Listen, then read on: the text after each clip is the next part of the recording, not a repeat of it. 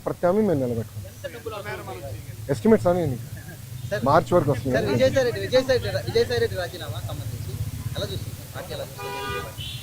ఏ party? వైకాపానా Telugu Desam party. ఇప్పుడు ఒకటన్నా, తల్లి చెల్లికే జగన్మోహన్ రెడ్డి గారిపై నమ్మకం లేదు, ఇంకా పార్టీలో ఉన్న నాయకులకు ఎలాంటి నమ్మకం ఉంటుంది? మేము ఎప్పటి నుంచో చెప్తున్నాం, వైకాపా నాయకులు డబ్బుల కోసం పార్టీనే అమ్మేస్తాడు ఈయన అని. ఇప్పుడు అది నిజం అవుతుంది కదా. ఒక్కొక్కరు రాజీనామా చేసుకుంటూ వెళ్తున్నారు. దానికా నేను శిక్ష పడదని నేను ఎక్కడ అన్నాను తల్లి? నో ఐఎమ్ సారీ, నేను ఎక్కడన్నా శిక్ష పడదని? ఇప్పుడు లిక్కర్ కానివ్వండి, ఇప్పుడు ఒకటమ్మా 2019 నుంచి 24 వరకు మేమందరం ప్రజల్లో ఉన్నాం. పాదయాత్రలో కూడా నేను చెప్పా, ఎవరు నేను వదిలిపెట్టాను, ఏ అధికారులు రాజకీయ నాయకులు చట్టాన్ని ఉల్లంఘించారు ఎవరిని వదిలిపెట్టాను. ఇప్పుడు దర్యాప్తు జరుగుతుంది, ఇన్వెస్టిగేషన్ జరుగుతుంది, త్వరలోనే అన్ని బయటకు వస్తే నేను భావిస్తున్నాను. So let investigation get completed అమ్మా. ఇక్కడ విజయసాయి రెడ్డి గారు ఉన్నారు, లేదంటే ఎల్లయ్య పుల్లే ఉన్నారు అనేది టైంలో ఉన్నట్టాలి కదమ్మా. సో ఇన్వెస్టిగేషన్ జరగకుండా నేను ముందరే మాడతాం కూడా కరెక్ట్ కాదు. Let investigation happen. Yes yes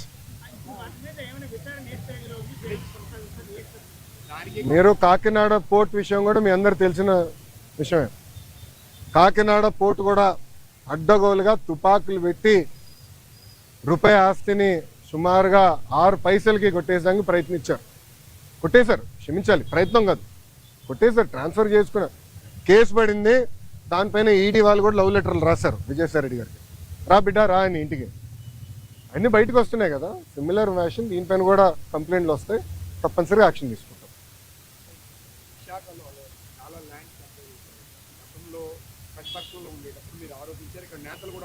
అవునండి.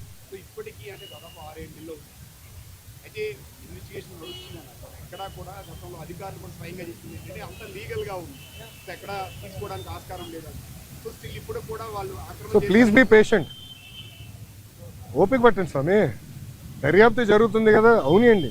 ఇప్పుడు మనం కూడా మాట చెప్పా, ప్రభుత్వ పరిస్థితి గురించి కూడా దయచేసి ఒకసారి ఆలోచించండి. గత ప్రభుత్వం చేసిన అవినీతులు అన్నిటిపైన ఒకేసారి నేను దర్యాప్తు చేయాలంటే ఇంకా లా అండ్ ఆర్డర్కి పోలీసులు మిగలరమ్మా. ఎందుకంటే భూ అక్రమాలు కానీ, ఇసుక అక్రమాలు కానీ, మద్యం అక్రమాలు కానీ, గాలి కూడా అమ్మేశారు స్వామి.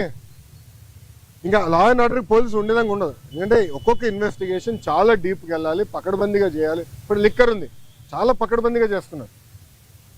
ఎవరెవరికి ఎప్పుడెప్పుడు ఎంత డబ్బులు ఎవరి చేతుల నుంచి మారినాయి మొత్తం వివరాలన్నీ సేకరించాం. సో ఇన్వెస్టిగేషన్ చాలా వేగవంతంగా జరుగుతుంది. ఒక్కొక్కటి చేయనియండి, అన్నీ ఒకేసారి చేసేది కెపాసిటీ మటుకు ప్రభుత్వానికి ఉండదు. ఎందుకంటే గతంలో అన్ని అక్రమాలు జరిగినాయి. నేను కూడా దీనిపైన చాలా స్పష్టంగా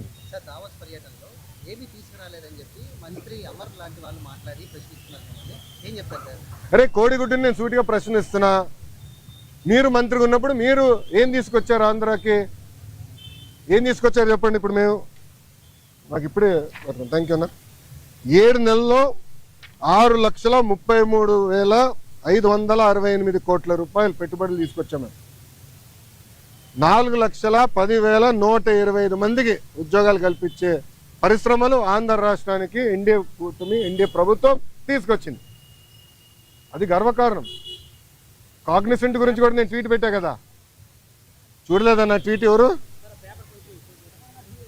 మీకు ఇచ్చిందే, మొన్న ఇచ్చిందే. సాక్షి ఉన్నాడు ఇక్కడ, సాక్షి రాలేదా? ఆయనే రిపోర్టరా? కేసు రాలేదా? సాక్షి ఎవరు లేడా?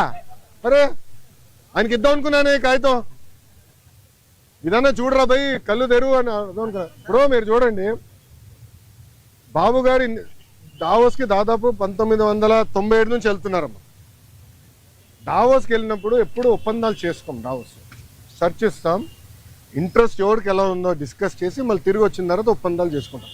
ఇప్పుడు దీంట్లో మీరు చూస్తే విచిత్రం, ఆసిల్లర్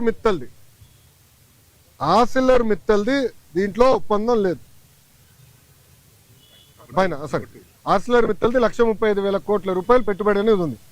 కానీ ఆసిల్లర్ మిత్తల్ది ఒప్పందం లేదు, ఎంఓయూ లేదు. మాకు ఎంఓయూ లేదు ఆసిల్లర్ మిత్తల్తో, మాకు ఎలాంటి ఎంఓయూ లేదు. ఎందుకంటే వాళ్ళు అన్నారు ఎంఓయూ ఎందుకు సార్, డైరెక్ట్ వర్క్కి వెళ్దాం అన్నారు. వాడు మమ్మల్ని తప్పడతారా? ఇప్పుడు వాళ్ళకి మన మెటీరియల్ టైప్ చేసాం ఎన్ఎండిసి నుంచి, ఎన్వైరన్మెంటల్ క్లియరెన్సెస్ మేము కోఆర్డినేట్ చేస్తాం. వాళ్ళు భూమి ఎత్తికి కూడా భూమి కేటాయింపులు కూడా పూర్తి చేస్తాం. 6-7 నెలల్లో పనులు ప్రారంభించాల లక్ష్యంతో మేము పనిచేస్తున్నాం. ఎన్నికలకు వెళ్ళే లోపల ఫస్ట్ ప్రొడక్షన్ అవ్వాలనేది మేము చేస్తున్నాం. అది కూడా మమ్మల్ని తప్పడతారా? ప్రధానంగా ఏదైతే ఈ బల్క్ డ్రగ్ పార్క్ తీసుకోండి, గ్రీన్ హైడ్రోజన్ ప్రాజెక్ట్ తీసుకోండి, అవును, ఇవన్నీ మంత్రిగా నేను ఉన్నప్పుడు సంతకం పెట్టాను. ఇది టీడీపీ ఎందుకు క్రెడిట్ తీసుకుంటుందంటూ కూడా మాట్లాడుతున్నారు. ఏం సంతకం పెట్టాడు? ఏం సంతకం పెట్టాడు స్వామి? మంత్రిగా నా హయాంలో నేను క్లియర్ చేసి ఇచ్చాను, నేను సంతకం పెట్టాను. మళ్ళీ కంపెనీలు ఎందుకు రాలేదని అడుగుతున్నాను నేను. ఎందుకు మీరు శంకుస్థాపన చేయలే? ఇది ఎట్టుందంటే కియా మోటార్స్ ఎవరు తీసుకొచ్చారు మీ అందరూ బాగా తెలుసు. ఆనాడు కియా మోటార్స్ తీసుకొచ్చి చంద్రబాబు నాయుడు గారు అహర్నిశలు కష్టపడ్డారు. 16 నెలల్లో ప్రొడక్షన్ తీసుకొచ్చారు. వైకాపా ప్రభుత్వ అధికారంలోకి వచ్చిన తర్వాత ఒక ఈమెయిల్ సృష్టించి గతంలో రాజశేఖర రెడ్డి